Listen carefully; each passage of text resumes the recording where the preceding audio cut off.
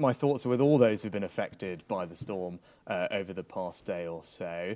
My thanks also to all the emergency responders who've been working incredibly hard to support people. I would urge people to just continue to monitor the travel advice to make sure they're doing everything to keep them and their families safe. And with regarding power, the progress we've made is almost 300,000 properties have had their power restored. Obviously, there are still some where that's not the case, but I just want to reassure everyone we're working as hard as we can with the relevant authorities to get those people's power restored as quickly as possible.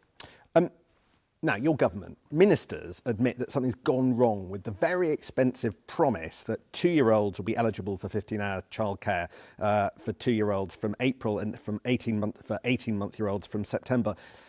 Can you give a guarantee that every single eligible parent will be able to take up a place when the promise suggests they could? We're excited about our plans to expand childcare in a way that's never been done in our country before. So this spring, everyone with their 2-year-old kids will be able to get 15 hours. That will be expanded to all those with 9-month-olds later this year, and then obviously next year, 30 hours for all of those, completing the biggest expansion of childcare, I think, in our country's history. Now, many families have been able to sign up and it's all working fine, but there are some practical issues that certain families are facing. I just want to reassure all of those people that those issues are being resolved as we speak. All of those families will get the childcare that they are eligible for and will be contacted with as soon as possible. So everybody in April or September?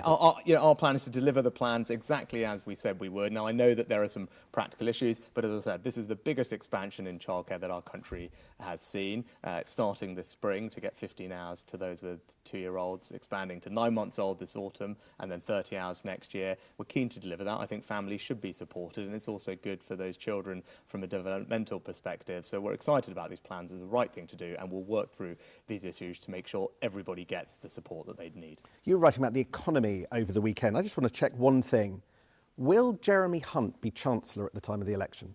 I mean, I've talked about this in the past, and Jeremy's doing a fantastic job. And if you think about what we're doing, because of our successful management of the economy last year in challenging circumstances, we managed to bring inflation down from 11% to 4%. We've now been able to start cutting people's taxes. So someone earning £35,000 this month, the tax cut kicks in. It's worth £450. Now, that is welcome, and we'd like to do more when it is responsible to do so. But as we saw from the latest inflation data, inflation doesn't fall in a straight line. These things aren't a given. We've got work to do, and that's why it's important that we stick to the plan, because that's how we can build a country where everyone's hard work is rewarded.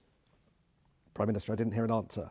Will Jeremy Hunt be the Chancellor at the time of the election? Yeah, yes, and I've said that multiple times before. Thank you. That's not new information. Okay. But what's more substantively important is what the Chancellor is doing. And that's why, as I said, the fact that we managed the economy responsibly over the last year, bringing inflation down from 11% to 4%, has meant that we can start cutting people's taxes. This month, someone earning £35,000 is benefiting from a tax cut worth £450. We'd like to do more when it's responsible to do so. But as we saw with the latest inflation data, inflation doesn't fall in a straight line. It isn't a given. There's work to do. And that's why it's important that we stick to the plan so we can build the society where everyone's hard work is rewarded. So Keir Starmer is accusing the Conservatives of getting tangled in culture wars and demonising and demeaning the RNLI and the National Trust. What's your response?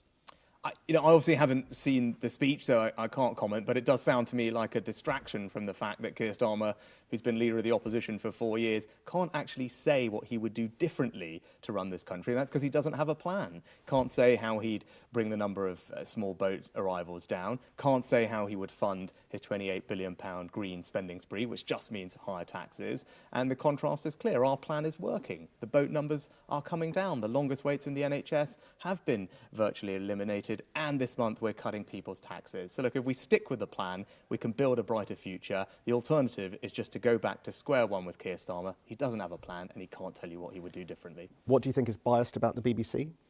I don't think this is about bias. I think actually we're here today in a fantastic creative cultural institution. But it's important that our media industry, impartiality is an important tenet of our media industry, and that's why I think all elements of the media industry have to be subject to the same impartiality rules. I think it's what people would expect, and that's what makes our media institutions so great. We have a free and fair press, and impartiality is at the heart of what makes the BBC a strong institution. Finally, we're here at the National Film and Television School. You've been talking about the film Alien, you've been talking about your love of Star Wars.